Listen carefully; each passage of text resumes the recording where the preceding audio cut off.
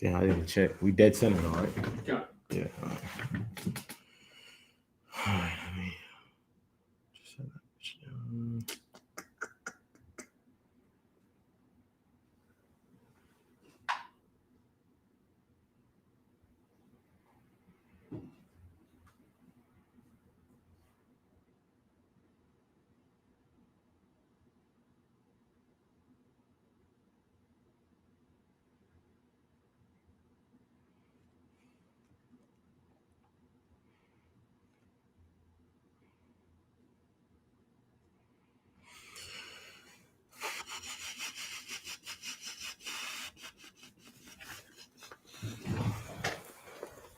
Hey, shalom, shalom. Is this even on? Not? Yeah. It Okay. should be. It's a red light. Okay, calm. I never know. I don't know. I'm always messing with it. I don't know if I'm turning it down, if it's all the way up. So I don't know. But hey, shalom, shalom. Can you tell from there?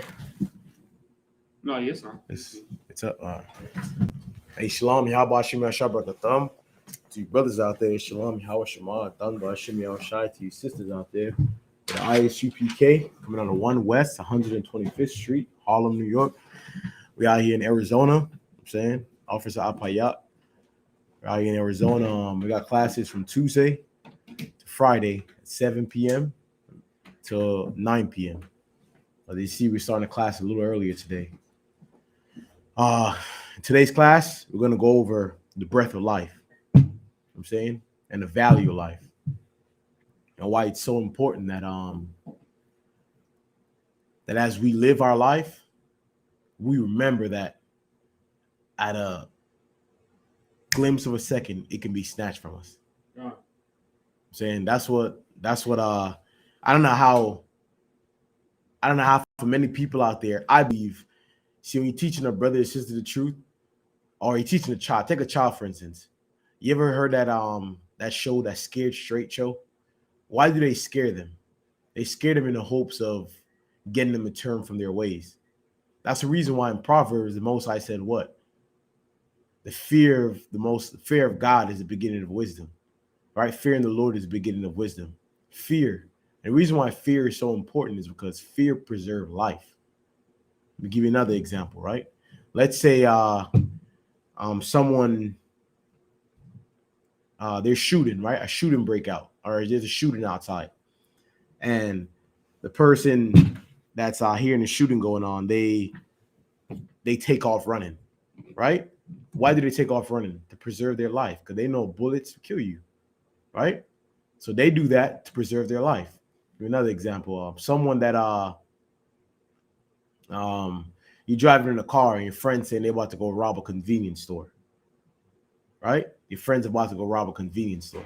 And he said, "Nah, I want to get out the car." Why? Because you're a wise man. You understand that. I'm saying that you go rob a convenience store, you can possibly get put to death. Right, right. There's a video that's out on Facebook of a brother, or I don't know if he's a brother now. It was a man in Philadelphia. He was robbing a convenience store, and a 14-year-old boy. See if I can find that video right now. A 14-year-old boy in Philadelphia pull out a gun and shoot him close range. I got it right here, actually. Here it is. I'm saying, watch this quick video right here. I'm mentioning, right? The reason why you want to not do things like this is to preserve your life. I'm saying, watch that. Watch up close and see what happens.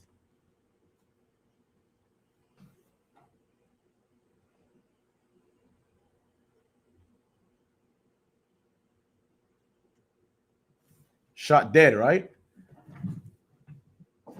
Flat out. Because the reason why you want out of that car, there's a chance that that person you're going to go rob, they have a gun, they'll shoot you and kill you, or you can get arrested, right? You can go in there and end up killing somebody and having to go on the run, or having to get prison time. You know what I'm saying? So to preserve your life, you get out of the car with people like that. The reason why the breath of life, right? The breath of life coincide with preserving your life is it's one and the same, right? Preserving your life and having the breath of life is damn near the exact same thing. And why do I say that? What's the breath of life first? We all know the story of Slocky, did you want to say something? What? Okay, we all know the story of Slocky. Give me Genesis up. Genesis 2 and 7. Genesis chapter 2, verse 7. We all know the story of the dry bones, right? We're gonna go over. In fact, we're gonna get that. We're gonna get that in Ezekiel coming up too. Dry bones, right? The reason why the breath of life is, I'm just find a way to put this, Lakia. The reason why the breath of life is as important as preserving your life is because the breath of life is you. Exactly what I said. I'm saying I ain't no other way for me to say it. It's preserving your life. I'll give you an example. In ISUPK, we're once all out in the world, right? We're doing things out in the world, wicked things, unlawful things out in the world. And then we woke up to the truth and we started working and bettering ourselves, right? That breath of life that we had saved many of us from befalling to our sins, right? Let's say you have a man that was a killer out in the world. His life preserving ISUPK because you can't be a killer here, right? You have somebody that's a drug addict out in the world. Somebody that used to smoke this and that or shoot up needle in their arm, you know what I'm saying, take pills or whatever it may be. Now ISUPK, you're not allowed to do that. So your life is preserved. That's why they're one and the same. That man on that video that we just saw, if he was in the ISUPK keeping these laws, statutes, and commandments, that wouldn't happen. It wouldn't happen because he would know that to rob someone is wrong, man. And what's the craziest thing about that, though, is it's on the subject, but a little bit off subject. That little boy, that 14-year-old boy that shot him, what's going to happen to him? He'll go to prison. He'll go to prison, right? Now, if he was in like Texas or something like that, Texas have laws. Texas, Indianapolis, pretty much Republican states, right, have laws where if you see a felony happening and you stop that felony from happening, that you don't get, you're at no fault if you stop that felony from happening, right? But he happens to be in Pennsylvania. Is Pennsylvania a red or blue state? Pennsylvania is, I think I want to believe this past year with Joe Biden, I think Pennsylvania is a blue state, just like Arizona became a blue state when Biden won, if I'm not mistaken. Go ahead and get that from me out. I could be wrong. Right? So he was in Pennsylvania, and majority, if not all, the Democratic states like frown upon doing something like that because they look at it as one, that robber, he didn't have a gun, right? He did not have a gun, and two, that a young boy, that gun that he had on him, it was concealed, right? So he didn't have that gun showing, and by law, for a lot of these states, you can go to prison for that. What? They were split, but it's mostly Democratic. Mostly Democratic states. So as I thought, I want to say it was a Democratic state even in the past too, if I'm not mistaken. But anyway, so yes, that 14-year-old boy, but like Officer Perock said, he's looking at prison time. And is he wrong for that? I'm saying, what would the law be for a man that? What's the law for a robber? For a man that steals something? I'm paraphrasing. I want to say, if a man steals something, I think he would have to pay back 2 times fold. I know, back in the old days, they used to take your arm for that, right? You steal something, they chop his arm off if he stole. The laws of God, if I'm not mistaken. And I don't know if you know that, Parag? I think it's for a thief. you have to repay 7 times. Yeah, 7 times. That's what it is. 7. How much time did I say? I think you said 2. Right. Something like that, right? Fold that he will have to pay back. Now, that robber did not have a gun, and I'm pretty sure that young boy, right? I'm about to get out of the topic. I'm pretty sure that young boy, that might have been his what? His father, you know what I'm saying, his uncle, might have been one of his family members. They're probably going to get charged on that too, because without a doubt, that's not that young boy's gun, right? If you notice, when he shot the man in the face, the owner that was being robbed, the one that was working around the register that was being robbed, he reached for the gun. He up there trying to grab it from him. You know what I'm saying? So, hey, we see what happened in that case. But you got that from me out? Genesis? No. Go ahead. It's the book of Genesis, chapter 2 and verse 7. And the Lord God formed man of the dust of the ground. Let's try to work it. It's working out. Yeah. Let's try to use it, man. So we can. I know the brother. Give us a minute here. I know that brother mentioned. Yeah.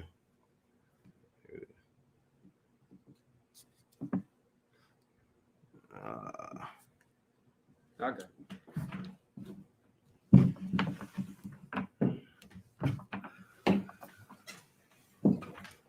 That's so we can keep. Try it out today. See how that. Oh, we didn't leave the mic plugged in, did we? Okay, man. Saying it's a lot here. We just got a new microphone. Trying to test it out. Make sure we get that going. Go ahead, Doc. Whenever you're ready, you can start from the top for me again. The book of Genesis, chapter 2 and verse 7. And the Lord God formed man of the dust of the ground. Man from the what? The dust of the ground. That dust, as we find out in Genesis, right? That was the same dust that Adam was created from. Right? We know that the Christian church teaches that, and I want to make sure I get this correct, because I want to miscorrect them. So they teach that dust is actually dirt. Like, so a man was formed from actual dirt onto the land. According to ISUPK, we do not teach that. That dust is that low state, right? So you're in that low state, you're in that dust, you're dirty, right? So it's like a metaphor. It's not really to be taken so literal. It's not literal dirt, right? Go ahead up. And breathed into his nostrils the breath of life. And breathed into his nostril the what? The breath of life. The breath of life. Right? So that's what God did to who? And the Lord God formed man of the dust of the ground. Formed man, right? Of the dust of the ground. So that was the first dust of the ground. Or mention of the dust in the ground. Right? That dust in the ground that Adam was formed from is the same dust in the ground that Commander General Yohana was formed. I'm saying General Muhammad, General Q, General Hazayan, all the captains, all the officers, troopers, the sisters, young man, every last person in the ISUPK. That dust of the ground that was formed, that we're formed from, that's what it's speaking of. That you coming into the truth. That same dust that even Christ, Slakia, even John the Baptist at one time, right? John the Baptist at one time was formed from. That same dust of the ground. We always formed from that dust of the ground, right? Go ahead up. And man became a living soul. And man became a what? A living soul. A living soul. What does it mean to be a living soul? That, however, can be taken literal. That living soul is what? Like an act. Go ahead up. When you start to keep the laws of the Most High. You know what I'm saying? So, an example, is a white man a living soul? Lie. And why is he not a living soul? Because he don't have the breath of life. Okay. So this is just for the people's education. So we know, so you're saying that not only just the white man, but the Asian man you're speaking on too, or it's just the white man? So if I could. Go ahead. Everybody that's not Israel, because everyone that's not Israelite. Okay. So everyone that's not an Israelite, right, does not have a soul, according to the Bible. So what make them not have a soul? Like what's the difference between Israelites? I already gave it away. Damn. What's the difference between Israelites and the other nations? What make them not having a soul? Because we do know, I don't know if anyone out there know, right? The reason why this is not, that soul is not talking about every living being is because that when, by this time when the Most High formed man, as it say, from the dust of the ground, Adam and Eve was not the first man on the face of the earth. So this goes back to, I'm saying, the beginning of Genesis and getting understanding. Adam and Eve was already alive. As I just mentioned, that dust of the ground is at low state. At one time, Adam was eating, I don't know. I'm sure what was he eating? Like a dinosaur. You know what I'm saying? I don't know. Slovakia. Slovakia. Anything, right? He was eating anything. Dog, lions. He was eating anything. Now, when he was formed from that dust of the ground and he became a living soul, he was given the law, statutes, and commandments. That's what Adam was given. Adam was given the law, right? Adam was given, you can't eat this, you can't eat that. You can't celebrate this, you can't celebrate that. You can't follow the other nations in what they do. I'm going to give you some holidays. I'm going to give you high holy days. Adam was given those things. Go ahead. So, like, what's heavy about that is that the scriptures say that the Assyrians were different at the in the Garden of Eden. The Right. Assyrians were different from Adam. Right. They were different nations. They was doing their own thing. The scriptures talk about that. Right. You know what I'm saying? So much so when fast forward a little bit, when Eve ate that apple and had Adam to eat the apple, what did Adam do? You know what I'm saying? What was the first thing Adam did? Adam went and hid himself, right? Adam went and hid himself amongst the other nations. That's how you know that, one, there's other nations on the face of the earth, that Adam and Eve was not the first man, and two, that Adam was different from the other nations, that he had a soul and they did not have a soul, like the officer Proctor said. So that soul is not to be taken literally, meaning, I don't know, what's the literal definition of soul? Every living being, right? That's not that. Because if that's the case, then Asian man will be a living soul. He's not a living soul. Go ahead. So, like, a cold cut for that too is in the book of 2nd Ezra, the 6th chapter, when it talks about how those other nations are reputed as nothing to the Most High. Right. In 2nd Ezra, right? When he spoke on, the brother said, when he spoke on the other nations being nothing to the Most High, the other nations outside of Israel, absolute nothing to the Most High. That alone lets you know that the Most High did not regard these other nations to have a soul, to be anything. And that's a tough pill for a lot of people to swallow. And I say people, I'm specifically talking about Black, Hispanic, and Native American Indians, because we're the only people where that pill is such a hard pill to swallow. The Asians will more so accept that pill and go about their way. The white man will accept that pill and go about his way. You tell a white man, you know what, God did not give you the laws, and Black people are required to keep the laws, and God wanted nothing to do with you. Now you might find a one or two white men that's gonna be, what do you mean? I love God, and God is this, and God, I know God in my heart. But the vast majority of white people can give a damn about that. Can give a damn about that. I heard a white man say that who white people care about, and this is to show you that everything in life is just absolutely spiritual. He said who they care about is like Thor, and what's the other one name? Thor, and it's what we call heaven, they call Valhalla, right? Thor and Valhalla, and what's the other one? All the pagan gods, right? They more so care about that. A lot of white people, if you mention that to them, they read that and they see that fit their spirit. So they more so join themselves onto that.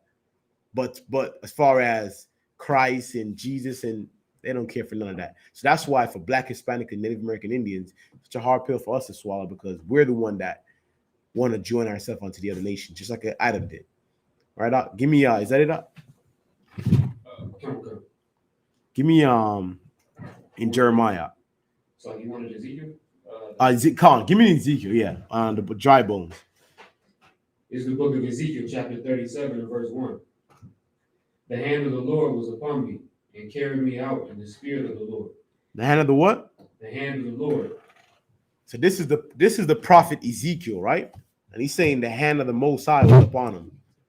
Now we're going to take baby steps to it, right? According to the Christian church, they would say that God's literal hand. I saw a picture with that Christians have in a lot of their churches, man. It's where Jesus is walking. It's like footprints in the sand. A man's walking, and you see like a little Casper the ghost have his hands around him on the beach, and you see like little footprints and shit, as if God is walking with that man, literally. That's not what it means. I'm saying the Most High being with Ezekiel, meaning what? Is Razan online? That's right. We're a little earlier today, huh? No sweat. Class going on with General too. You know what I'm saying? It's like, but damn. Back to what I'm saying. The hands of the Most High. It does not mean literal, right? It means not literally on the man, but Ezekiel, the Most High hand being with him, meaning he was walking in the spirit of the Most. See, that's even hard for them to understand, to walk in the spirit of the Most High. I want to give it to you in baby steps. The Most High was with Ezekiel. Is that a good way to put it up? That's a good way to put it. I don't want it to sound Christian. Yeah, I don't want it to sound Christian. That's the reason why. So just imagine, let's imagine you being the truth, right? And Ezekiel was keeping the law, statutes, and commandments. That's a perfect way to put it, right? Ezekiel, go ahead up. No, you can keep after you're done. Okay, Ezekiel is keeping the law, statutes, and commandments. That's what it means when the Most High handles upon him. Because as long as you're keeping the law, statutes, and commandments of God, right, the Most High would be with you. So the Most High had favor with Ezekiel. Everything that he was doing was prospering because he was keeping the law, statutes, and commandments. Go ahead up.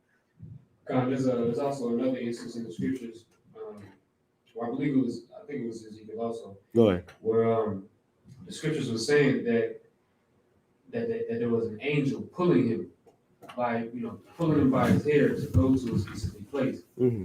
But then when you keep reading, really what that was it was almost like when you got a real strong urge or a feeling like I need to do this.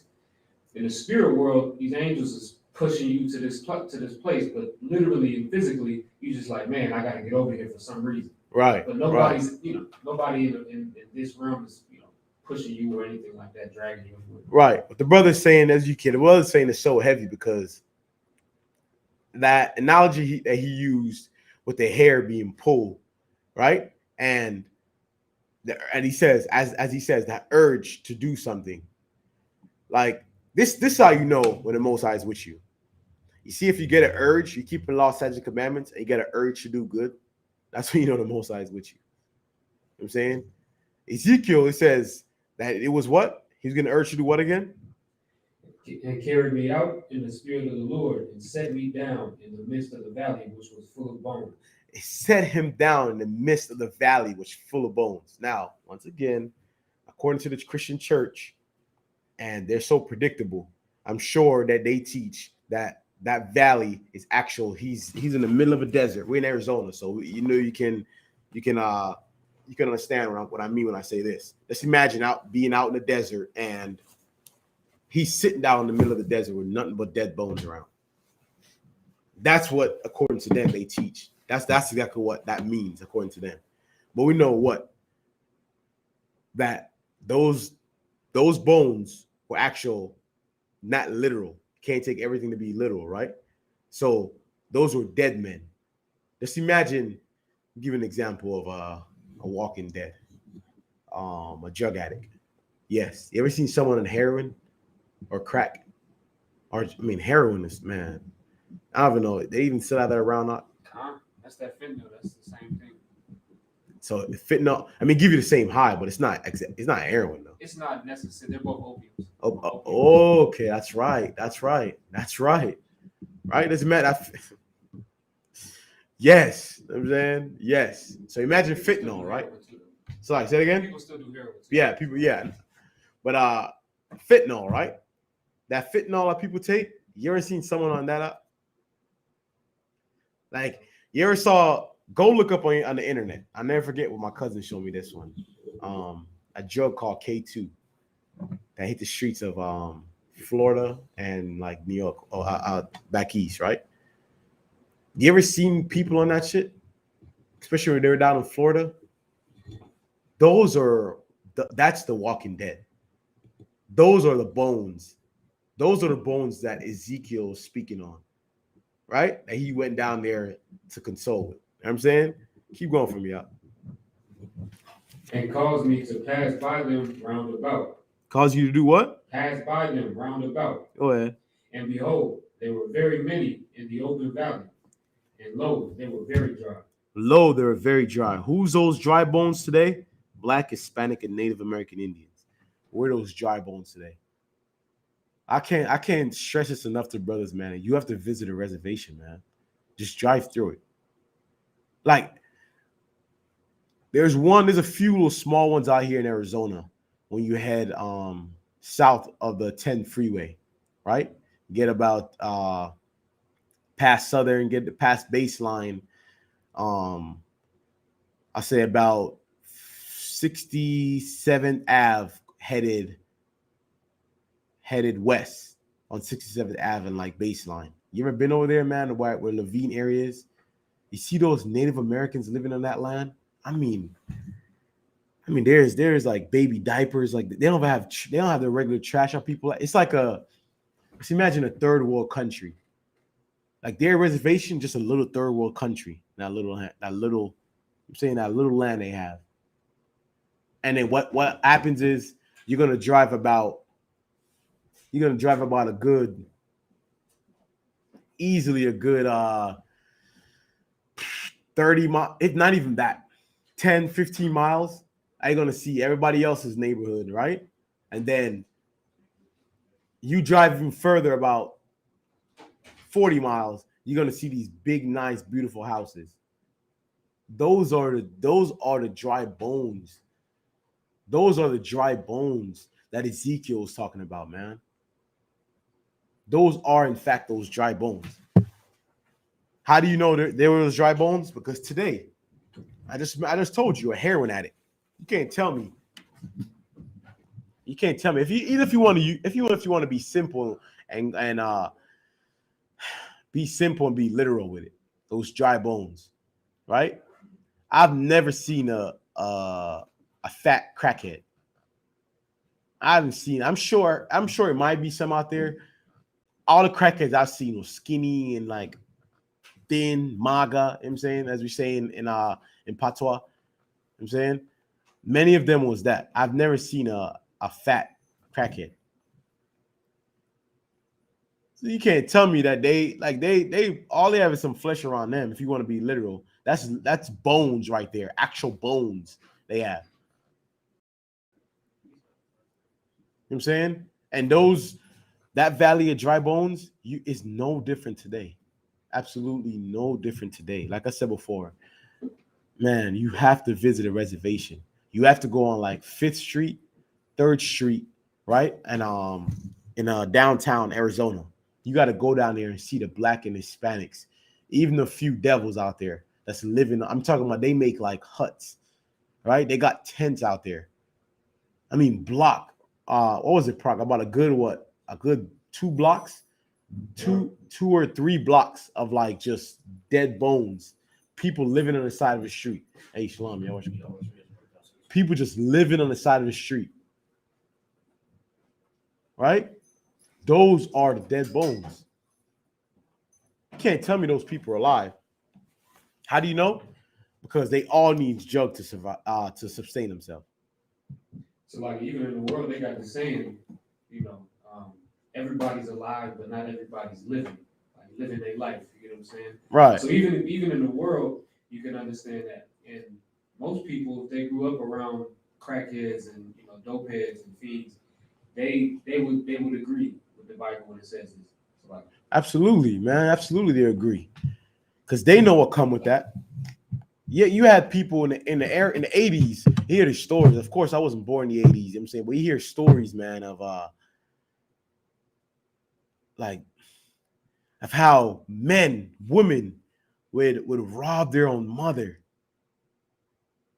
just to get a little cash to go get that find that next high, man, to buy drugs, right? They would sell their babies. Salaki. They would sell their babies. It's like a Christian, man. Salaki. Damn. I sneeze and says Salaki. But you find hear stories of them selling their babies diapers, man. Their babies Similac, their babies food. Now you cannot tell me that's not a dead person. Go ahead, Salaki. Selling their babies. That was a big thing in the 80s and 90s. Right. You know what I'm saying? That was I know people personally that when they was coming up, their mother would prostitute them to get a 10, to get a 10 right. Just imagine that. Let's imagine a young girl being prostituted, right? Just to get her mother's next fix. Daddy's probably on drugs himself, or locked up in prison, or dead from the violence going on. You know how wicked this world is, man. You cannot tell me there's not dry bones.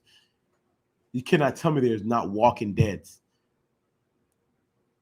Right? A walking dead man. Give you another example. You ever hear people that just killed mercilessly? I mean, last week when I pulled that video of that white man, what was his name again? On Vlad TV. John A-Light. If anyone, like I said before, you go look up John A-Light.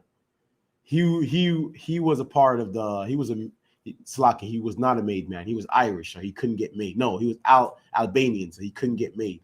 But what he became a captain in the mob, right, for the Gambino family.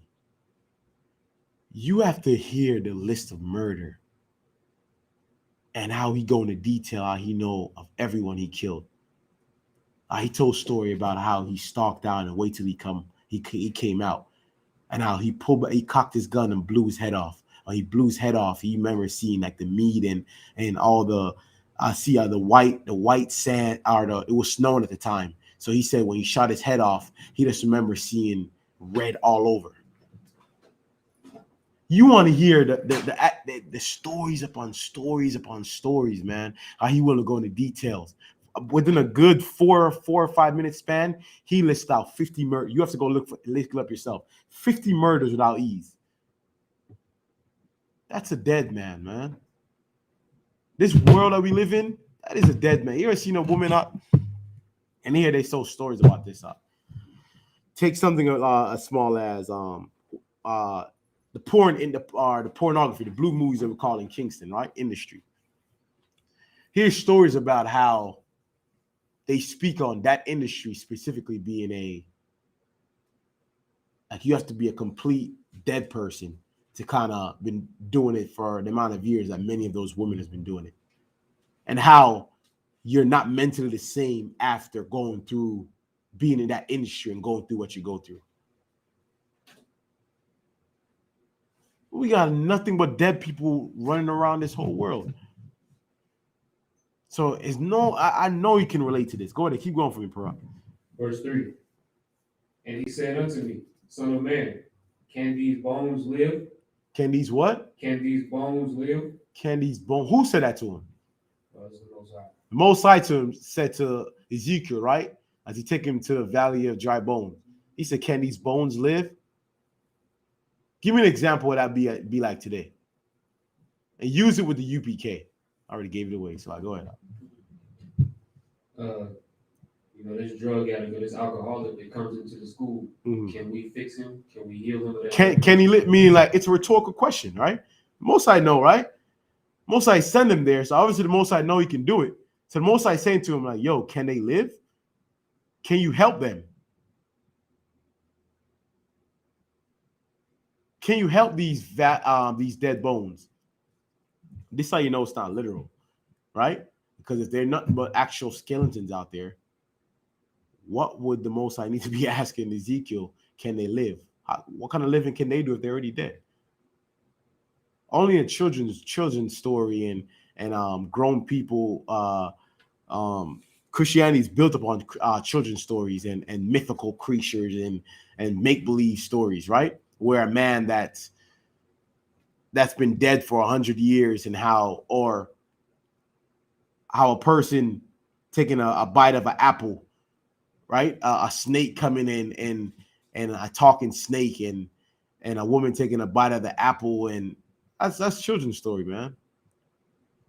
That's a children's story. That's a story you tell children. Why? Because children will be fascinated by that. Man, a talking snake?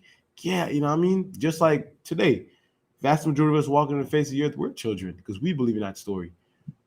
You cannot tell me the Christians don't believe in it or not. I mean, heavy. Christianity itself is a cult. How do I know it's a cult? I'm coming to you, I say. This is how I know it's a cult. You ever sat down, open the Bible to a Christian? You read it literal to them. You sit them down, they're next to you. You read it literal. For Jacob I have loved, and Esau I have hated. And they say, nah, that's not, nah. He don't really hate them though. He don't say hate. He says hate right here, but that's not what you don't understand it. You know. Hey, it's a code. It is a code. That's a code. Go ahead, officer. Slack. I don't want you to go. It's like, no, even just off of what you just said. So that's something literal. They can't understand it, right? Right. And they want to give you some crazy breakdown about it. But then when they come here in Ezekiel the 37th chapter and talk about dry bones, that's literal. Right. You know, right. A rib coming out of Adam and they're being made a woman out of it. That's literal. Right. Esau have I hated. That's not what we're talking about. That's not what he's saying. God don't hate. You have to understand what my God don't hate. Even when it said, you shall not, God hate. Give you another one. It said, if man lay down with mankind, he shall be put to death. Paraphrasing, he shall be put to death. They'll tell you, no, God don't judge. Not my God. He don't judge. God, he don't say that. He don't say homosexual. See, brother, you understand. It doesn't say homosexuality, though. Christianity is a cult, man. Christianity is a cult. So when they look at the ISUPK and what we teach and what we believe, right, and say that we're a cult, here's the difference between us and Christianity. Yes, we're a cult. I'm going to hey, when they say in the ISUPK, you guys are brainwashed, I say yes. Yes. Thank you. You're right. We're brainwashed and we're a cult. Brainwashed meaning my brain was once dirty and filthy and I did not know of certain things, right? And now my mind know of those things. My brain now know of these things. I am brainwashed. My brain has been washed clean. What's the definition of a cult? Yeah, give me a definition of whoever has it. Right?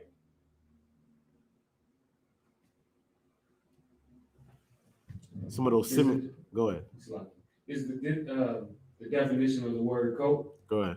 A system of religious veneration and devotion. And a what?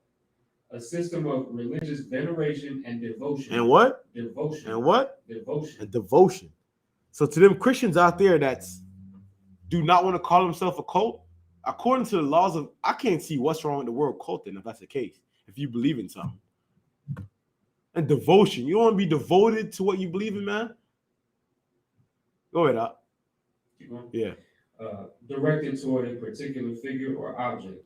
Figure or what? Or object. There's more. Go ahead.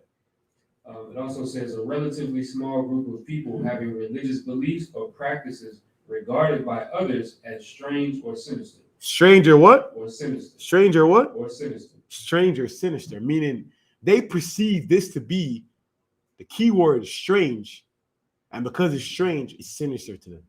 Yeah. Yes, I'm a cult, because this is strange to you. I don't want to be part of nothing that you guys got going on. Be honest with you, I will be completely content if a lot of those nuts did that one cult man that he killed all his members. Damn, I forgot what the name was. Go ahead, Jim Jones. Jim, right? That Jim Jones, right? Take Jim Jones for instance. He was a man that took his members and went off and separated himself from America. The only reason why I will be content to separate myself is because my people, the dry bones, is here. So I would not want to separate myself. But if I could take all Black, Hispanic, and Native American Indians and we move ourselves from ISUPK and we get land and move ourselves over to only this area, I'll be completely content with that and just come down to the city come down to the Valley of Dry Bones. And whatever bones that want to be fed, we feed those bones and take them back to our land. I'll be completely content with that. I would be absolutely completely content with that. The reason being is because according to this definition, a cult is everything I want to be then, if that's the case.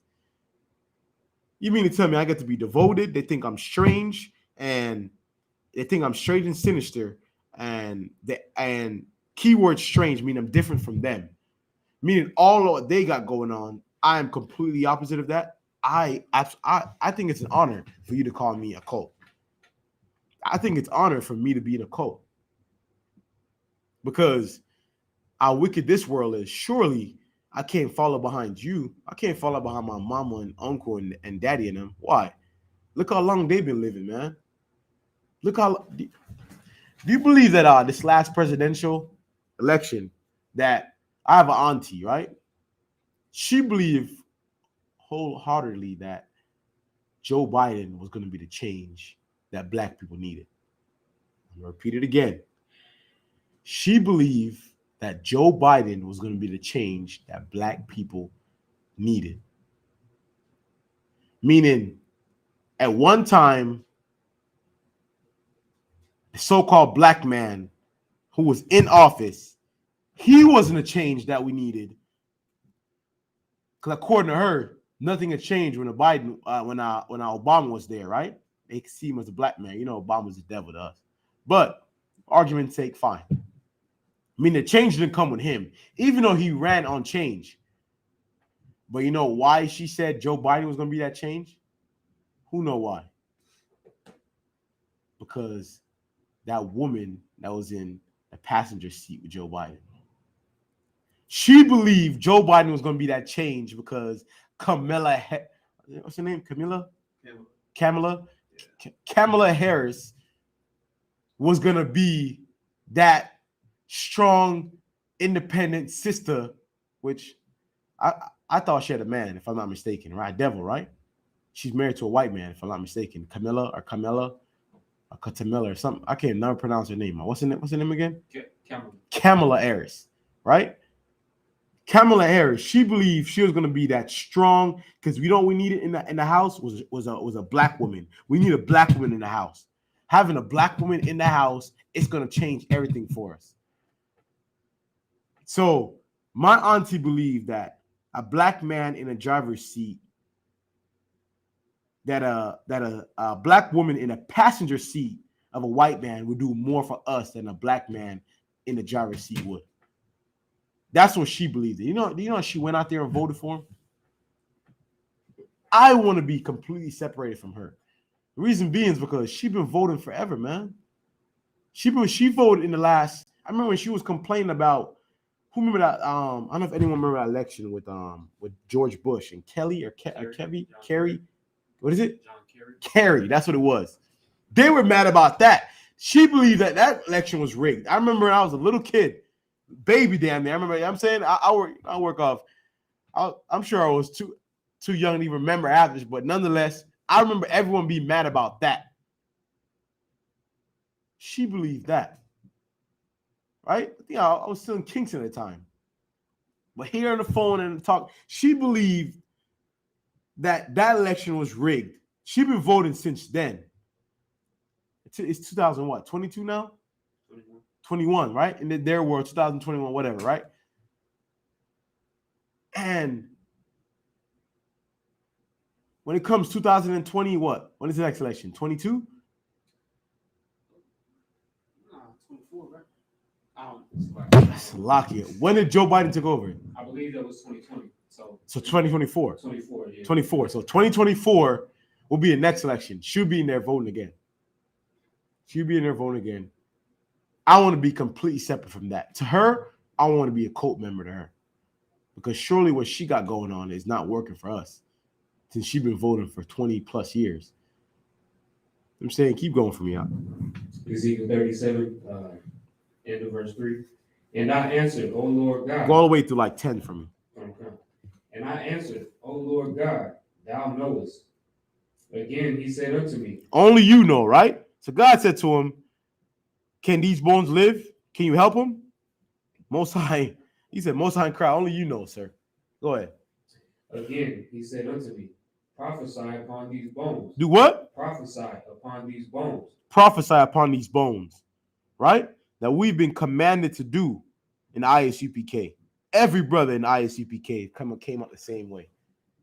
We always young men, always troopers, right? Before we become an officer, right? We always that. He said, do what? Prophesy upon these bones. Well, same thing we do when we go to camp. We prophesy upon those bones, right? Go ahead. And say unto them. Say what? Say unto them. Go ahead. O ye dry bones, hear the word of the Lord. O ye what? O ye dry bones, hear the word of the Lord. O ye dry bones, hear the word upon the Lord. Right? Dry bones, hear the word. O ye dry bones. Okay, so it sounds good then.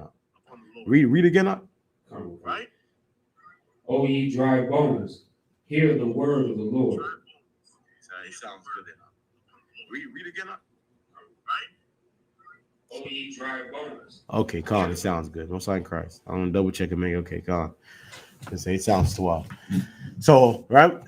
Prophesy upon these bones. The same way the ISUPK go out in all these inner cities, man, and the Black, Hispanic, and Native American Indians and prophesy unto them that the kingdom of heaven is at hand for us to come back to the law, statutes, and commandments. The same way we do that is exactly what the Most High was asking Ezekiel to do.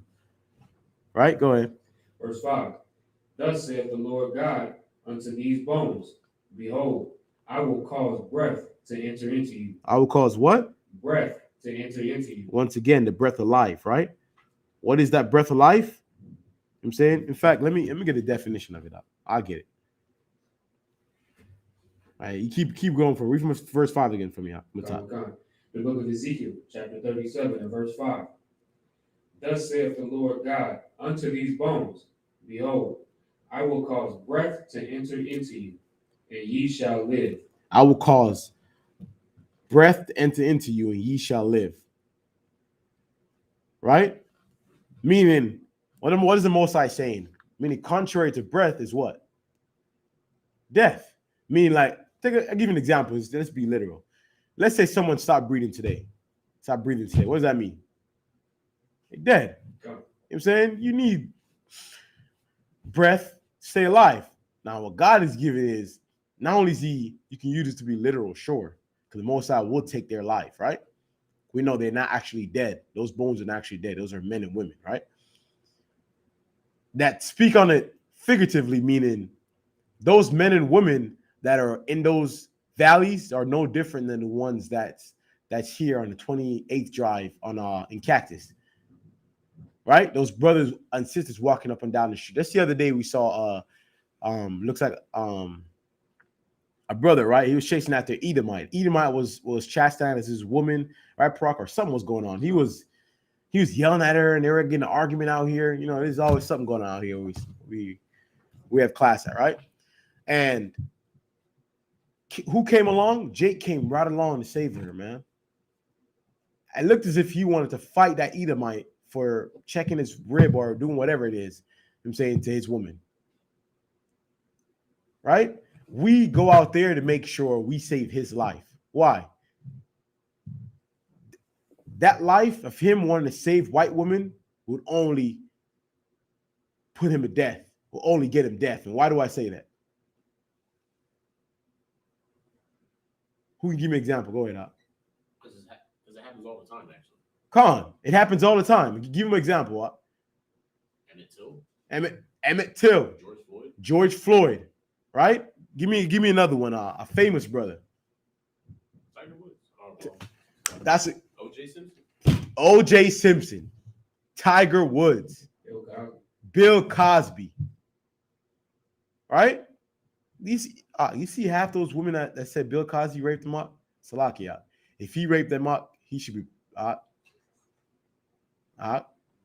he's sick, raping itself is awful, but you gotta be a sick bastard, even rape someone yourself. You know what I'm saying? Because Israelite way, we like to entice a woman. You know what I'm saying? To make us feel good and entice a woman. I mean, to use your words together. You a man, you already big and strong. Of course you could take it if you want. You a man. Chances are more likely, yes, but to get her to give herself over to you, that's where it's at. That is where it's at. Right? Go ahead. So, like I was gonna say, I don't want to take too much away from the point, but even in the scriptures, in the book of Deuteronomy, it talks about men enticing women. You know what I'm saying? Enticing women. Oh, Khan, yeah, that's right. Khan. Laying hold on the woman, meaning, you know what I'm saying, getting her attention and kind of, putting the moves on her. You know what I mean? Like, right. That's the proper way to get a woman. But then it also talks about if you force a woman, well, then you have to die. That's what the Bible says. That's right. That's the law, the judgment, the punishment for rape. Right. Don't believe these other Israelite groups, man. ISUPK is the only Israelite group in the truth. Rape is unlawful. You hear me? Rape is wrong. Rape is wrong. Now, I'll get the breath of life before I go on and forget about it. The breath of life, right? A thing that someone needs or depends on. Thing that someone needs or depends on. Why do Black, Hispanic, and Native American need this? Because once again, man, to preserve our life. I started off the class by saying preserving our life is no different than the breath of life. Because the breath of life will preserve our life. Keeping the law, statutes, and commandments preserve our life. Right? As I brought up earlier when I put that video on of that man that was robbing a convenience store in Pennsylvania, or Philadelphia was lucky in Philadelphia. If he would not have been robbing that store, he would still have his life right now. That 14-year-old kid pulled that gun out and blew his head off. Point blank range, man. He didn't even see it coming, if you notice, because you were sitting there tussling with the cashier for the money. He didn't even see the kid hyping and juicing and pull a gun out and popped him. He didn't even see it coming. Gone like that. Died in an instant, just like that. Why? Imagine this. This is something that happens every single year. When I mean every year, every single year. Around this time, crime go up. Crime go up heavily around this time. Why? Why do crime around December go up so heavy? This is the time to be jolly. I'm thinking that around this time, crime should go down. Wrong or right? By definition, this is the jolly time, right? This is around Christ's birthday. Christmas is about being jolly and happy, and Santa Claus is coming to town, and Santa Claus is coming to town. Did he see you when you're? I don't know the song. You know what I'm saying I ain't a singer. You know what I'm saying, but I'm sure he see you when you're coming or something like that, and he knows when you're sleeping or something like that. I don't know the song, right? But nonetheless, I'm thinking this time should be beautiful. This should be a beautiful time. Why are there so many deaths around this time? If Christmas is so righteous, if Christmas is supposed to be a righteous time, why there's so much death? Because everyone around this time is committing crime to get money so they could celebrate and buy in the holidays and celebrate Christmas. If that brother was in the ISUPK, he knew Christmas is wrong, and he would not go out there and felt he needs money to buy his kid that gift and rape and rob a convenience store, man. He died for nothing. I think was it our brother? Was that a brother that it was our? That's tough, because he died. That man died for nothing, He died for nothing. And that young man, that young 14-year-old that killed him, like we said before, he's looking at prison time. He's looking at prison time. In the state of Pennsylvania, what's the law in concealing? Don't forget, the gun was concealed. Not to mention, not only the gun concealed, but the robber, the guy that he shot, did not have a gun. Like I said before, he did not have a gun. So you shot a man that didn't have a gun. For how much? How much holes in these convenient, like these stores, like these cashier, like a couple $100 up, 300. They can't even keep that much, 300-400 up, if even that. Wrong, right? If even that up. Go ahead. Most convenience stores, they have a policy where they keep no more than $50 in the register at a time. So if they get a big purchase, they'll they'll organize the money or whatever in the register, but then they'll tuck the money back away. That's why most places won't give you more than like $15, $20 cash back. That's an awful thing, Hawk. Just imagine that. He died for less than $100, Hawk. You know what I'm saying? Less than $100 he died for, Hawk. Come on, man. We like this. The breath of life will preserve our life. It will absolutely preserve our life. Keep going from y'all. Give me all the way through 9, actually. Just give me through 9. Verse 6. It's like Ezekiel 37 and verse 6. And I will lay sinews upon you, and will bring up flesh upon you. He will lay what? Sinews upon you. Sinews. What's that? That's sight. Go ahead up. To my understanding, sinews like muscle tissue. It's like what's under your skin. That's what I'm looking for. What's the actual word for it? I'm not okay. I don't know the medical term for it, but imagine you take your skin off. Let's say meat. Right? It's that meat. Right? We're at the Valley of Dry Bones. It's a metaphor, and so it's that meat, right? They take your skin off, that meat that's underneath there. So go ahead, read it again now. And I will lay sinews upon you, and will bring up flesh upon you. And we'll bring up what? Bring up flesh upon you. So in this Valley of Dry Bones, right? Lay sinews meaning those bones are not coming to life. That's the reason why the Christian church teach at what?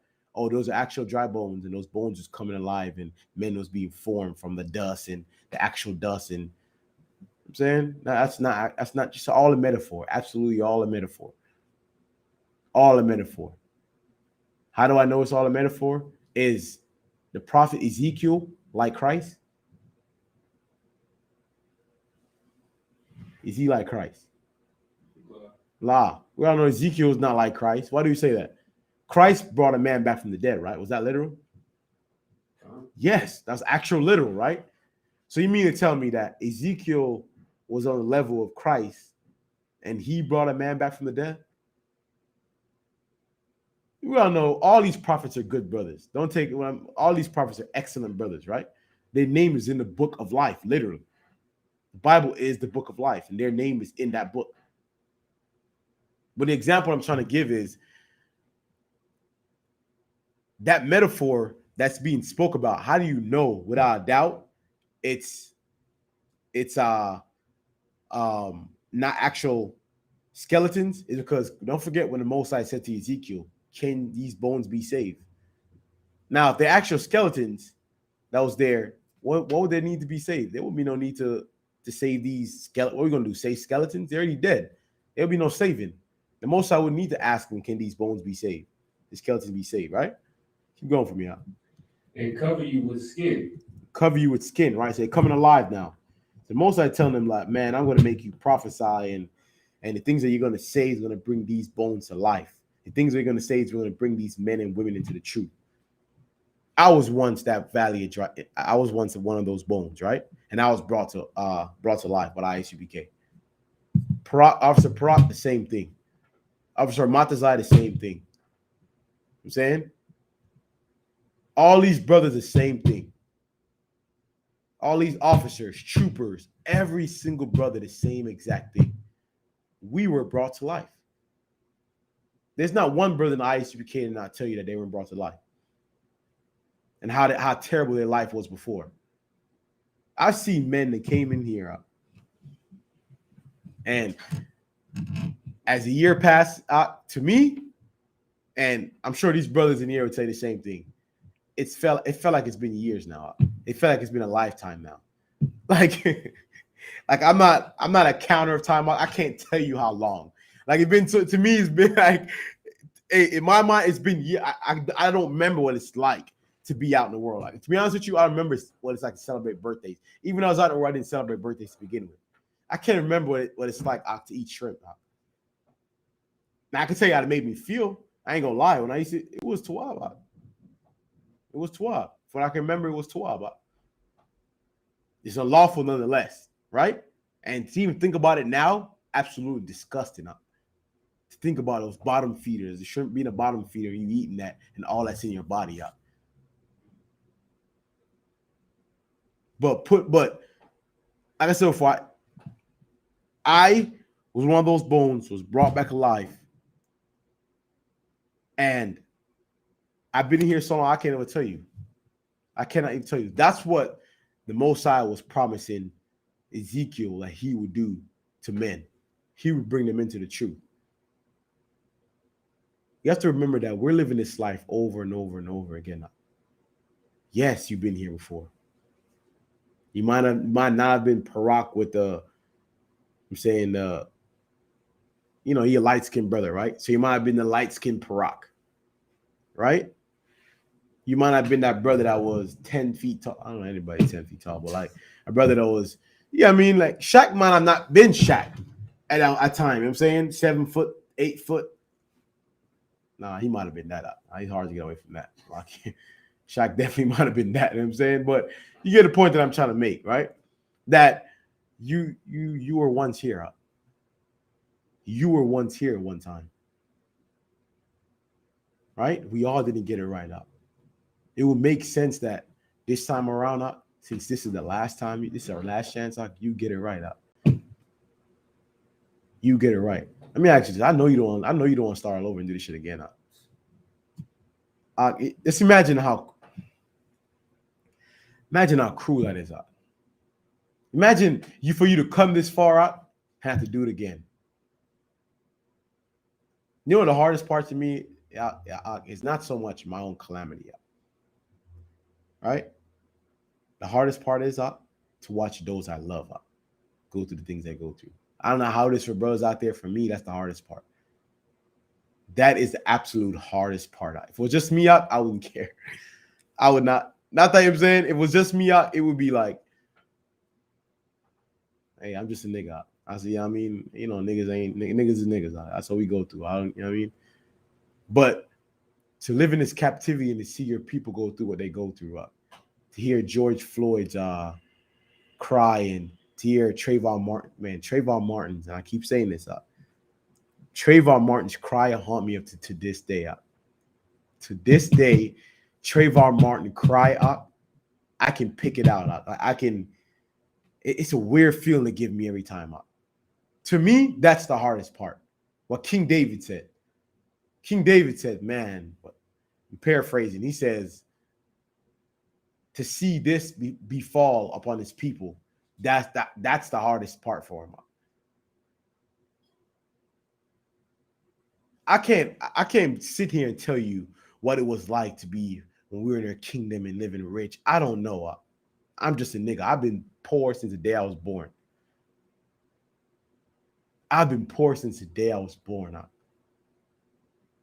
We all come from the bottom up. Every Black, Hispanic, and Native American Indian come from the slums. We are slum babies up. All of our mothers was whores. All of our fathers was criminals. That's who we are. I can't tell you what it was like to be at that level. I don't know. I can't tell you what it's like to be a rich man, living in skyscrapers, driving around. I can't tell you what it's like to live in a millions of dollars house, walking on marble floors. I can't tell you that. Ask me about the ghetto. I can tell you that, though. Ask me about when they was running around shooting guns and this, and I could tell you that. I could tell you what it's like to have to sleep for dinner. I could tell you what it's like to see people you love die, to see dead bodies. I could tell you that because that's the Valley of Dry Bones. That's our reward for being the Valley of Dry Bones.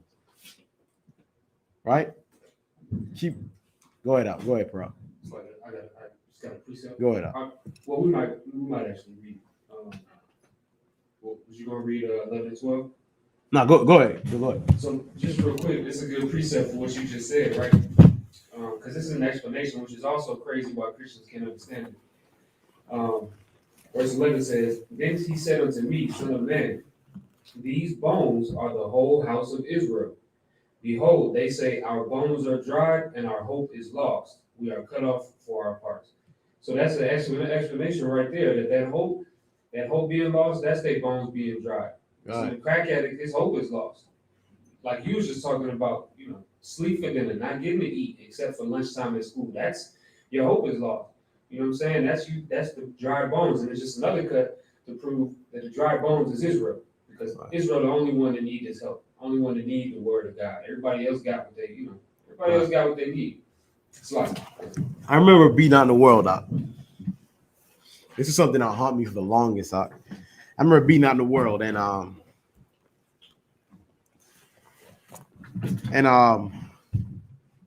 had a cousin that died out. You know what I'm saying I had my cousin that died. My little brother, I have a little brother that he was on the phone when my cousin, so he heard her crying, he heard her crying when they killed my cousin and killed my grandma, saying blew her head off. And he heard the plea and the cry on the phone and heard the silence. And of course, that affect that brother to this day. I remember my cousin died out. And I was sad out. When I was out in the world, I wasn't sad that he died. I was more so sad about it. I was sad about when he said that they were pleading, or the pleas. My brother told stories about the pleas he heard, and I remember saying I didn't ask who those pleas was coming from, right? But I remember saying, or maybe the more sad was the fact that he died alone. And what I mean by die alone, yes, somebody was physically there with him, right? But this I understand from my mindset in the world at the time. He was so he liked to smoke, right? He liked to smoke. And fast forward, long story short, I remember saying to myself, being on the world, I was sad because I was hoping that he at least was high. And like it really, I'm saying not that so he won't feel the pain, but more so I know that loneliness he felt when he was sober. That's what my biggest pain was. Hard to explain. Like I the fact that he died alone, that he didn't have that blunt or that high to comfort him in his time of death. I remember being out in the world and death becomes and being out in the world, being the dry bones, the valley of dry bones, death have become so norm to us that or so norm to me that just the comfort alone, I was hoping that he had got sent off with. And the fact that I felt like he didn't get that comfort, the men who brought that calamity onto them up. I remember being out in the world and it was up since then. Not for the death, but the comfort, right? And that's what being the valley of dry bones gets you up. Right. That mindset. You know what I'm saying? Being the valley of dry bones, like the brother just mentioned, that hope. All hope for me was gone when I heard that story. All hope was gone. The reason being is because many of us and the shit that we were doing we deserve the fate that he got. But he didn't. Man, I ain't saying the brother was perfect, but to die like that, that being the valley of dry bones, and that hope that brother's talking about, that's exactly what that is. white America don't have to worry about being that dry bone, that valley of dry bone. They don't have to worry about that. Like I said before, I remember coming up, and I remember what it would feel like to be a white person. I never forget that the feeling that I had one time. And I think I had it because I remember the poor life that I had come from when I came to the States, and I seen how, like, it's almost a feeling I would get when I see them and how their smile is different from our smile. I don't know if any brother understand. Like their joy was different. Like when they laugh, they generally laugh. When they smile, they generally was smiling up. Going to school with them and seeing how they conduct themselves and laugh and play and how at peace they was. You can look in their eyes and tell they're at peace up. And tell that the things that I was going through, surely they weren't going through that. They got a car at a young age. Hearing that they family go on vacations. They got a mama and daddy. The houses they would live in. I remember it paying. I'm coming to yours. I remember it paying me up. I remember saying to myself, man, I want to that to just be white for like an hour. I just want to see what they going through. Why? From being in the valley of that dry bone up. And the trauma that came with that up. Go ahead, Parag. And all of that is begin, that's just proof that they have hope. They have something to look forward to. A 5-year-old child, a 5-year-old white kid, he already knows by the time he's looking at these cars and stuff like that. His parents, cool kids love cars. He's looking at his parents tell him, "Oh, it's okay. When you're 16, you're old enough to get a driver's license. I'm going to buy you a brand new car." And them kids have something to look forward to. Them kids, when they're in high school and they really like, man, I want to be a doctor, or I want to be this profession. Their parents are telling them, "Oh, don't worry, son. I'm going to pay for your college tuition. I'll pay for you to get your doctorate. And because I got all of these connections, because I'm a goddamn white man, Right. I'm going to get you into the best schools and get you into the best programs." And you said, you know what I'm saying? Them children had hope. Them kids have hope. Those people, even when they grow, they have hope. Con, the brother's saying is so heavy. You know how much of a weight that lift off your shoulder when everything is laid out for you. I remember one time when little shorts when things got bad for him saying the family, and I was jumping from house to house up. And I remember the lack of hope I had up of not knowing what's next up. I don't think people understand that pain that comes with what's next up, the trauma that comes with what's next. Here's what that do for you up. See, a person that have absolutely no hope, they're liable to fall into anything up. What I mean by anything, absolutely anything. I mean that literally, any single thing up, just for a glimpse of hope up. Just for an absolute glimpse of hope, of something. All you gotta do is go to school and get good grades. If you get good grades, this is set for you after that. I remember coming up, and I was like, when I came to the States, like, man, look at the shit that they drive around in. Look at the houses they were living in. Like I said before, I remember seeing a white kid up. I remember just their smile is different up. I don't think people understand what I mean, like their smile, like their joy is just different. Go ahead. Mothers, I said, generational wealth.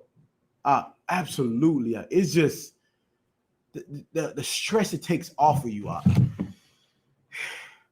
When mommy and daddy says, "Oh no, when you turn 16, I got this put away from you. You got that." You're like, yeah, like, I mean, I ain't gotta worry about nothing. You know what I'm saying? Like, imagine what hope any of us had after high school. Nigga, if you can't rap and you can't ball, it's over for you. It's over for you. And within the ones that rap and ball, didn't you hear? Only 2% make it out. And within that 2%, how much is even rich? Wealthy. Floyd Mayweather, Michael Jordan, Kobe Bryant. Here, I'm using those men. Why do I use those men?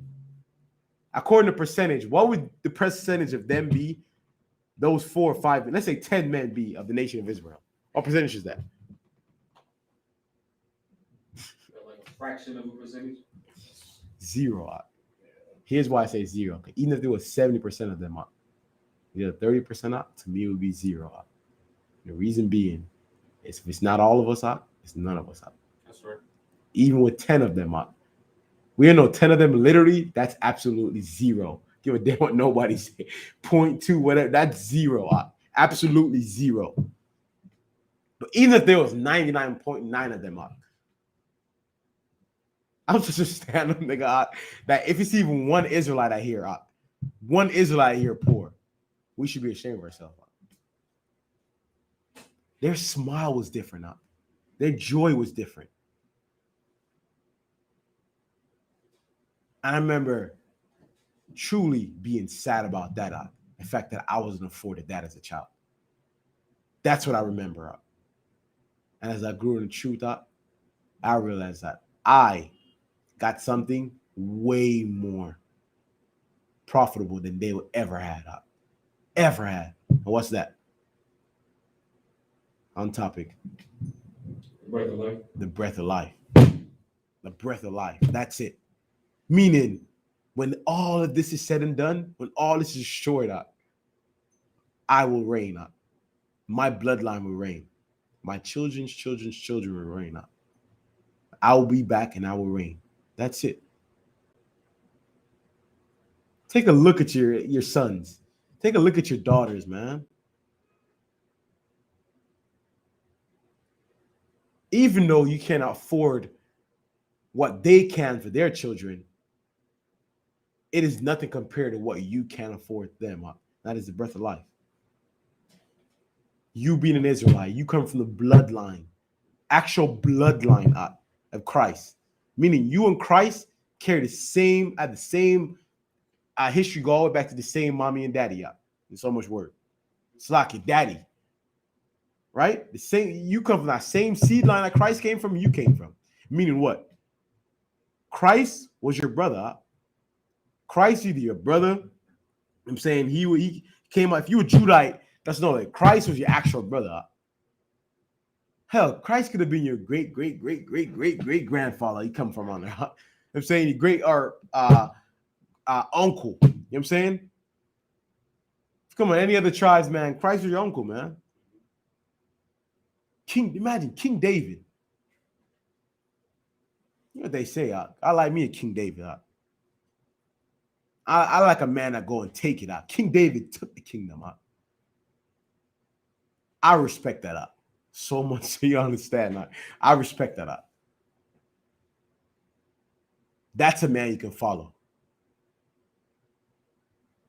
You come from these bloodlines, and that's the reason why we will always be one step ahead of them. Go ahead and finish that for me, y'all.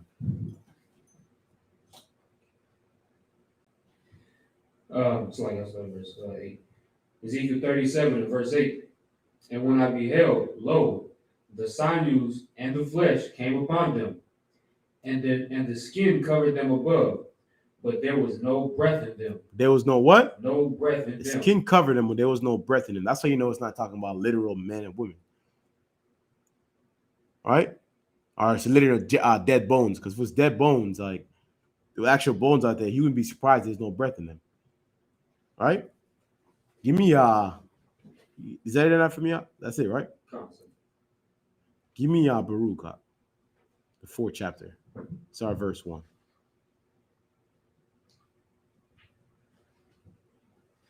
Chapter 4, verse 1.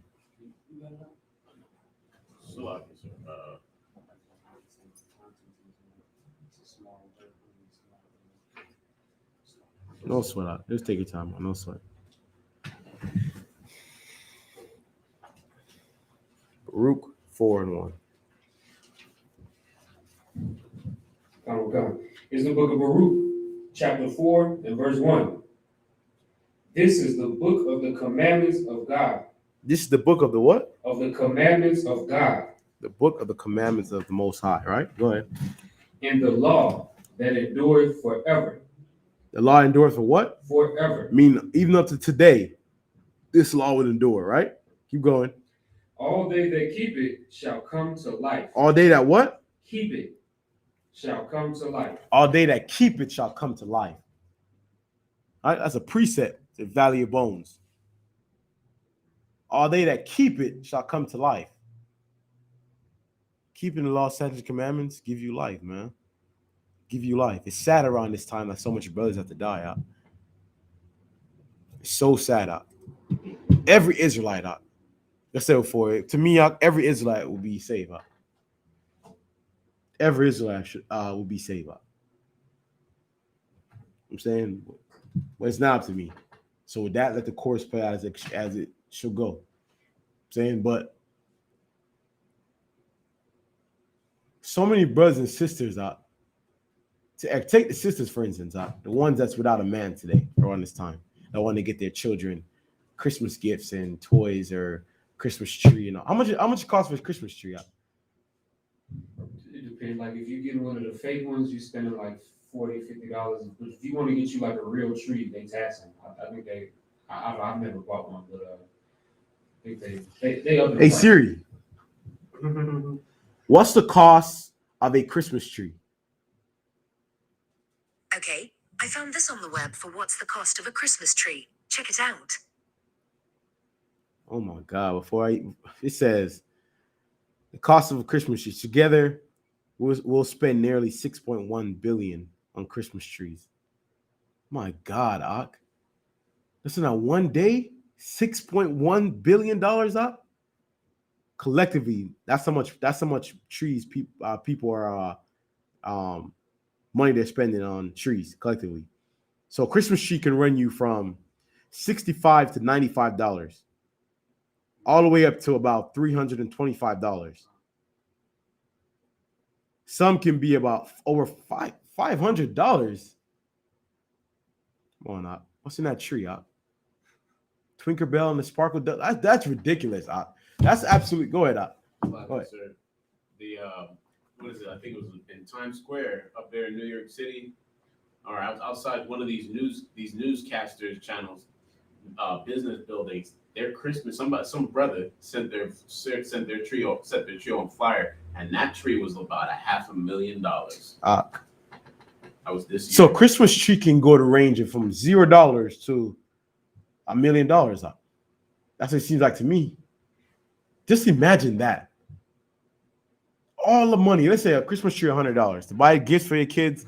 I'm saying the average you look at spend about on $400, depending on how many kids you have. Let's say the average Israelite have about at least 3 kids, let's say, all right? 3 kids. We like to breed, all right? So 3 kids.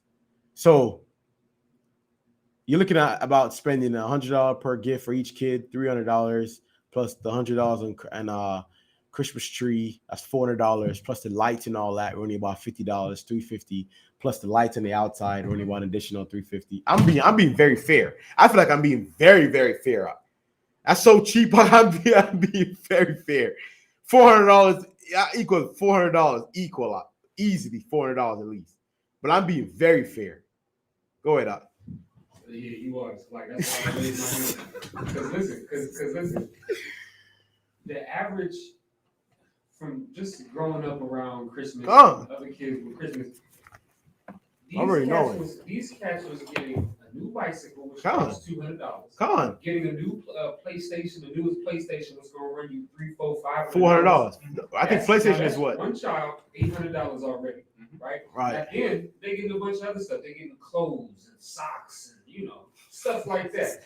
You're spending $1,000 per kid. And even the poor black families that have multiple kids. That's why I said you was being very good. Because even the poor black families that have no money. Right. Why do you think they're going out and robbing and stealing for all of that money? Right. Because there's a standard that's being set. Right. You got to spend $1,000 on this kid for this. Because the way they look at it, it's just once a year. Right. Once a year, but then you got his birthday. Right. But it's not that often. So I got to spend $1,000 on my kid. Now you got 3, 4 kids. You spend $5,000. Hey Siri. How much money is made during the time of Christmas? Okay, I found this on the web for how much money is made during the time of Christmas. Check it out. So we're gonna get this and we're gonna close our class after this. So he says, on an average, right? On an average, it says average spending on Christmas gifts in the United States from 1990 to about 2021. My goodness. My goodness. It says roughly 3/4 of U.S. customers plan to buy gift cards. So they tallying all of it up on the actual oh my God. So guess how much they spend a year? 5 million, sir. $6 billion. Right? And that's just in Christmas trees. Don't forget that's just in Christmas trees, right? This is ridiculous.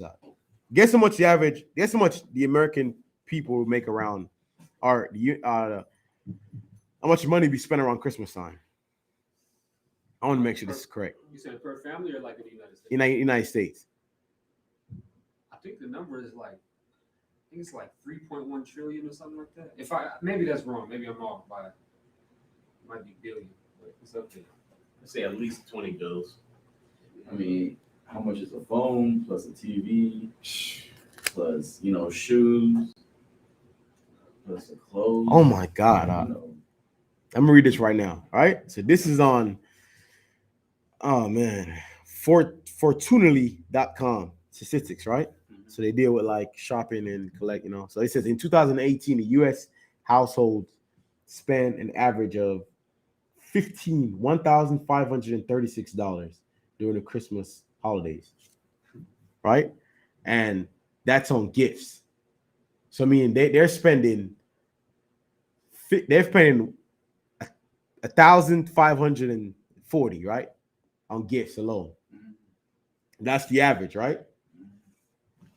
Only about a third of that figure represents the average amount spent on Christmas gifts and gift cards. So meaning Christmas gifts and gift cards, guess how much you're spending just that alone.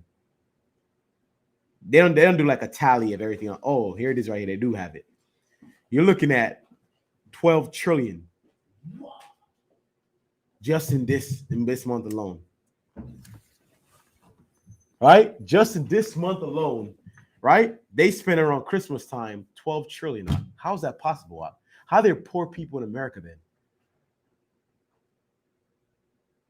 Because we're in the valley of dry bones, man. We're those bones. We're those bones that the Most High has sent the ISUPK to come and save. Just like the time of Christ is no different than today. The Most High have prophets that he sent upon the earth before he destroy any society, before and specifically in this time. Even the time of when the word earth was destroyed with Noah in that time, right? Noah saving his sons. Noah screaming to the people to say what? The flood is coming. The flood is coming. The ISUPK is screaming, telling what? Third World War is coming. The third world, the end of the earth is coming. The end of the earth is coming, right? The world as we know it is it's coming to an end, and they refuse to listen. That's how you know his time has not changed. Time has not changed. We're here screaming the same thing. The end is near. The end is near. The time of change is now. If we do not change, we're all going to be put to death. Right? We're all going to be put to death, and they refuse to change up. Absolutely refuse to change in the time of Noah. So the whole earth was put to death, but 8 people. And this time they refuse to change too. You want to get that pizza? Black, Hispanic, you go ahead and get it out. Black, Hispanic, and Native American Indians. The time has come, man. The time has come for us to wake up out of that valley. Stop being them dry bones. I can't begin to tell you how terrible the time is that's coming up. Right now they're saying there's tornadoes, right? Or no, there's what is it? It's tornadoes, is it? Yes, big tornadoes in Kentucky, right? When has there ever really been tornadoes like that in Kentucky? What is going on the earth? You know what? On a radio station I heard up. This came from an Israelite. That's the only reason I'm bringing it up. Is he says, man, I don't know how everyone else feel, but I feel like people are not really in the Christmas spirit like they used to be, man. As time goes on and on, like the Christmas spirit is dying. I don't hear Christmas songs. I don't see that much lights anymore. I remember being as a kid, there was lights everywhere coming around December, man. Early December, like there was lights everywhere. It's not that much lights anymore, man. Like, man, people should be ashamed of themselves. Like, this an Israelite saying this, huh? I just don't feel like people's in the Christmas spirit, man. What's going on? And no, I said in my head up, that's the reason why the Most High should. That's why when a white man comes to snatch all their riches away, I don't cry for them. I do not cry for them. I need them to sympathize with their people. Have it ever dawned on you the reason why your people are not celebrating Christmas? Because we live now times are getting harder and harder up, and the cost of living now has gone sky high, and we do not have the money to afford to celebrate these jolly Christmas. Thank the Most High for that. You know what I'm saying? Right. But that never came to their mind now. There's poor people out there. We're in a time of coronavirus. People are getting fired from their slaves, from their jobs. People do not have jobs. There's so much poor people on welfare and the people that are kicking out of their houses and living on the street. Have people not noticed there have been more and more on these streets, more and more poor people been rising? Have you not noticed that? Have you not have any type of sympathy, man? Go ahead, get a preset. Go ahead. Book of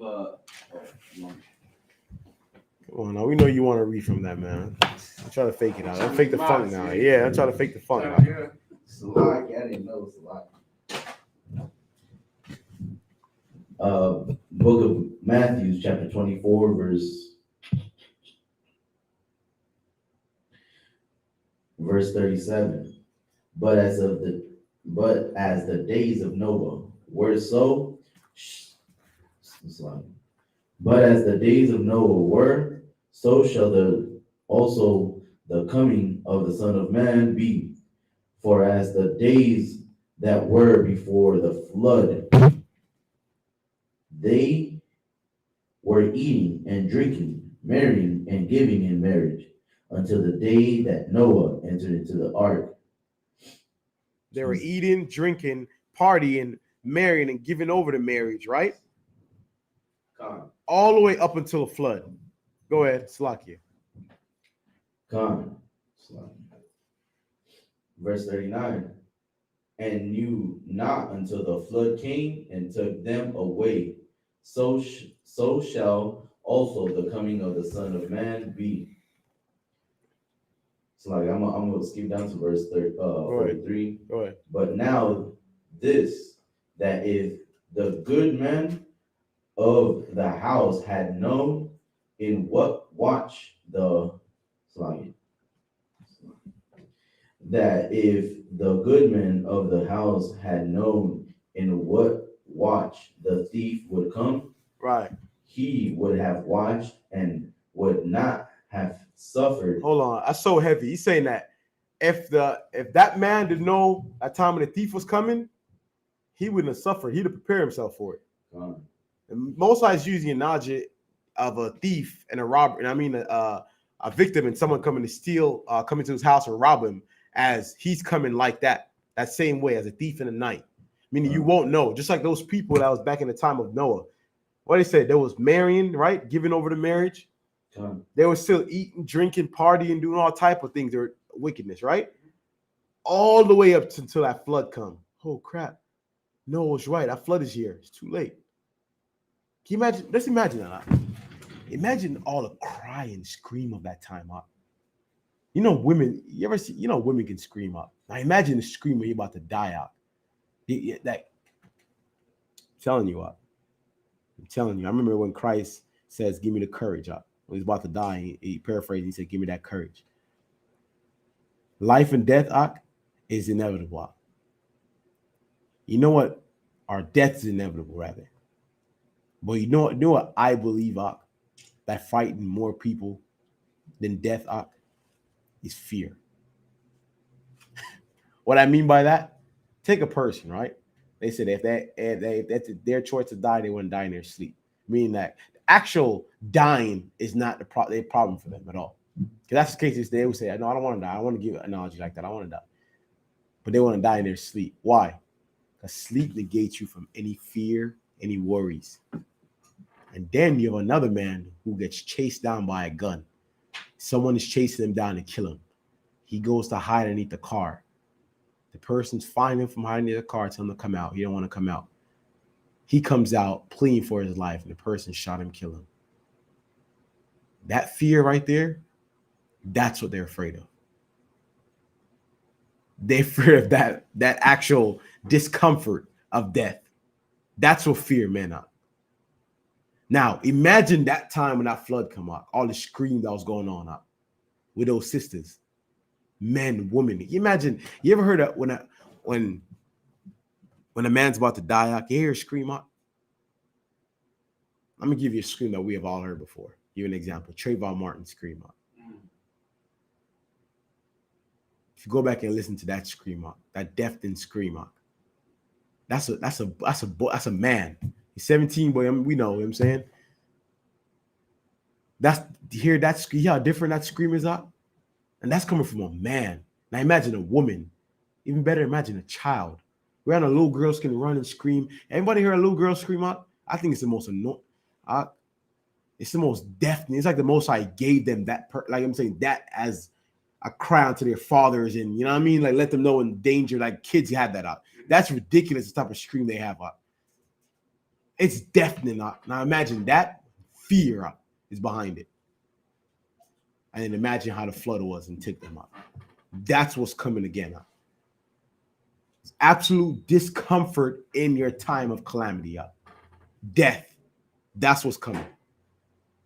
And that fear is nothing that none of us have seen before. Is that it on that? This is the last part. Go ahead. He would have watched and would not have suffered his house to be broken up. That's it on that. He would have watched and not have his house to suffer to be broken up. Meaning he would have prepared himself. He would have prepared himself in that time. The Most High is not going to give you a chance to prepare yourself. Go ahead. There's more on this precept that you had in Baruch if you want me. Yeah, go ahead. Get a one in Baruch. You want me to read from the top again? Come on, yeah. The book of Baruch, chapter 4 and verse 1. This is the book of the commandments of God, and the law that endureth forever.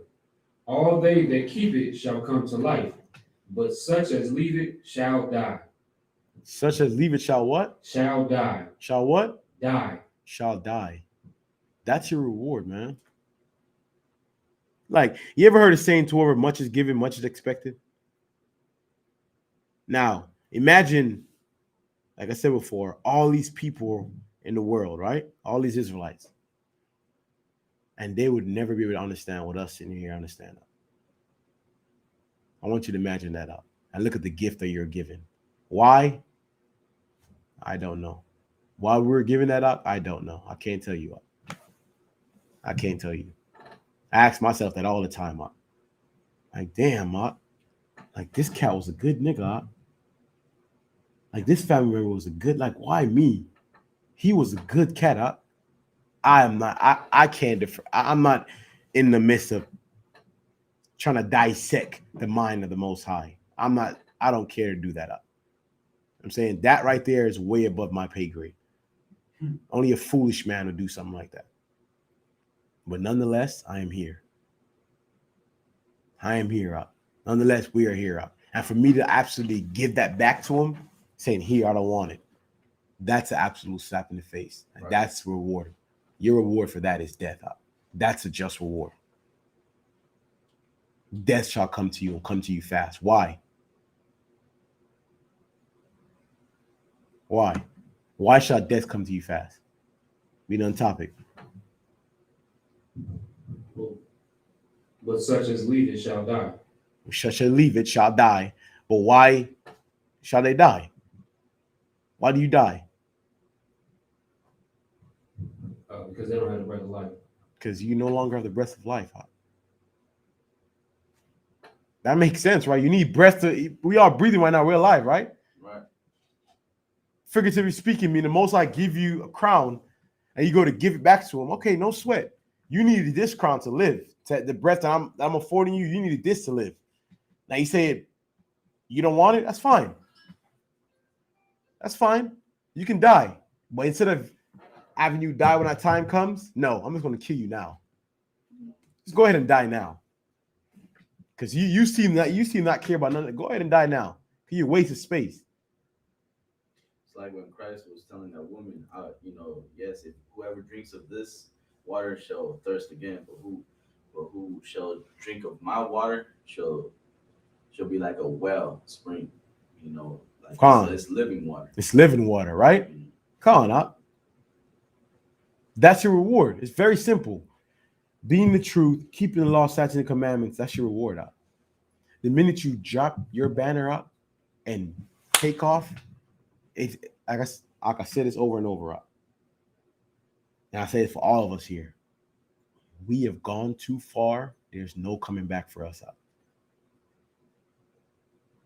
You ever saw hear the saying when a person have crossed the line up? Each of us in here have crossed the line up. You think us going out there in the side of the street out and preaching and talking and white man's the devil and God is gonna do this and what do you think? Even if they might not remember you personally, but you know what they remember? They remember a Mexican man. He was in a headband with some star on his head, and he was saying this, and this. So I hate all Mexican people. Either way, your time, you leave this out, you're dead out when that time comes. We have gone too far here in the ISUPK. They're not coming back for us up. Not to mention, you mean to tell me we're going to show up the devil up? His job is to get us to do what? To sin. You want to make him dishonorable in front of the Most High up?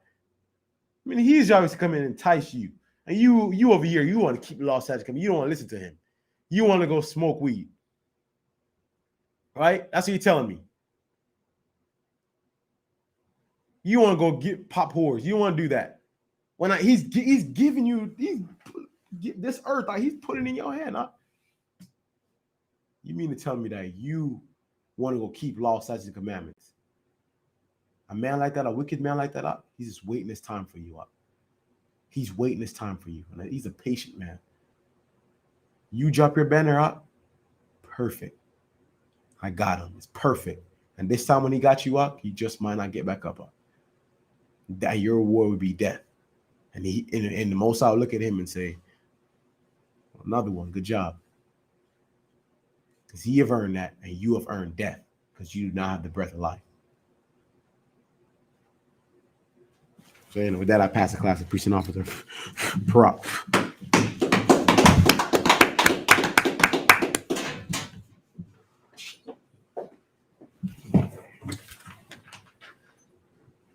These are the ISUPK security announcements. We're the ISUPK. Started out at 1 West 125th Street, Harlem, New York.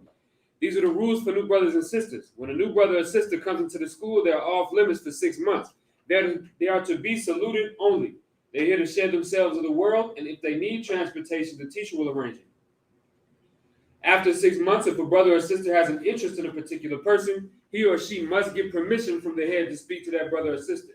There is another 6 months in which that brother and sister will court each other.